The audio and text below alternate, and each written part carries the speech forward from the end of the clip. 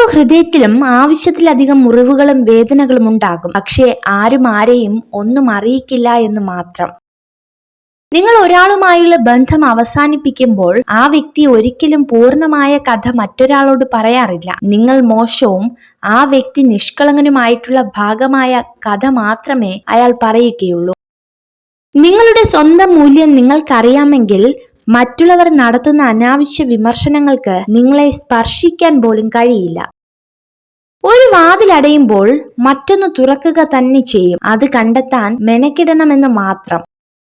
ആത്മവിശ്വാസമാണ് പ്രധാനം. സ്വയം പ്രചോദനം നൽകിക്കൊണ്ടിരിക്കുക, തന്നിൽ വിശ്വസിക്കുക, തന്നെ സ്നേഹിക്കുക.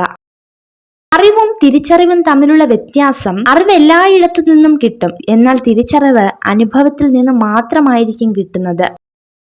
നിങ്ങളുടെ വാക്കുകൾ ശ്രദ്ധിക്കുക. ഒരിക്കൽ പറഞ്ഞാൽ കേൾക്കുന്നവർക്ക് ക്ഷമിക്കാൻ മാത്രമേ കഴിയൂ, മറക്കാൻ കഴിയില്ല. നമ്മൾ ഒരു തെറ്റ് ചെയ്താൽ അത് എല്ലാവരുടെയും ഓർമ്മയിലുണ്ടാകും. എന്നാൽ നമ്മൾ അവർക്ക് നൽകിയ ഉപകാരങ്ങൾ അത് ഒരിക്കലും ആരുടെ ഓർമ്മകളിലും ഉണ്ടായിരിക്കില്ല. സ്നേഹബന്ധങ്ങൾക്കിടയിൽ കുറച്ച് അകലം നല്ലതാണ്. സ്നേഹം കൂടിയാലും കുറഞ്ഞാലും അവസാനം സങ്കടമാണ് ഫലം. വെല്ലുവിളികളാണ് ജീവിതത്തെ രസകരമാക്കുന്നത്. അവയെ തരണം ചെയ്യുന്നതാണ് ജീവിതത്തെ അർത്ഥപൂർണമാക്കുന്നത്. നല്ലത് മാത്രം ചിന്തിക്കുവാൻ ശീലിക്കുക, എന്നാൽ മനസ്സ് നന്നാകും. മനസ്സു നന്നായാൽ പ്രവൃത്തിയും, അങ്ങനെ വ്യക്തിയും നന്നാവും. വ്യക്തി നന്നായാൽ കുടുംബവും, കുടുംബം നന്നായാൽ സമൂഹവും നന്നാവും. നിങ്ങൾ സംസാരിക്കുന്നതിന് മുൻപ് പറയാൻ പോകുന്നത് ശരിയാണോ, ഇപ്പോൾ പറയേണ്ടതുണ്ടോ എന്നിങ്ങനെ സ്വയം ചോദിക്കുക.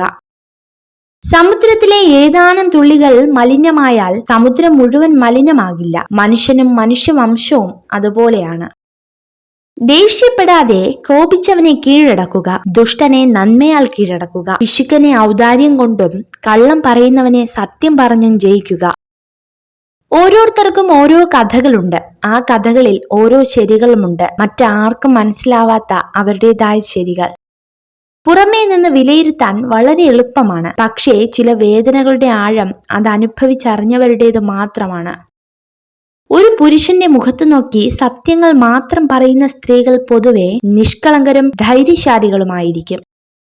ഒന്നുമില്ലെന്ന് തോന്നുമ്പോൾ കണ്ണടയ്ക്ക് മുന്നിൽ നിവർന്നു നിന്ന് ചോദിക്കുക, ഇതുവരെ എത്തിയത് എല്ലാം ഉണ്ടായിരുന്നിട്ടാണോ എന്ന്. നിങ്ങൾ ഈ വീഡിയോ കണ്ടതിന് നന്ദി. ഇതുപോലുള്ള കൂടുതൽ വീഡിയോകൾക്കായി ചാനൽ സബ്സ്ക്രൈബ് ചെയ്യൂ.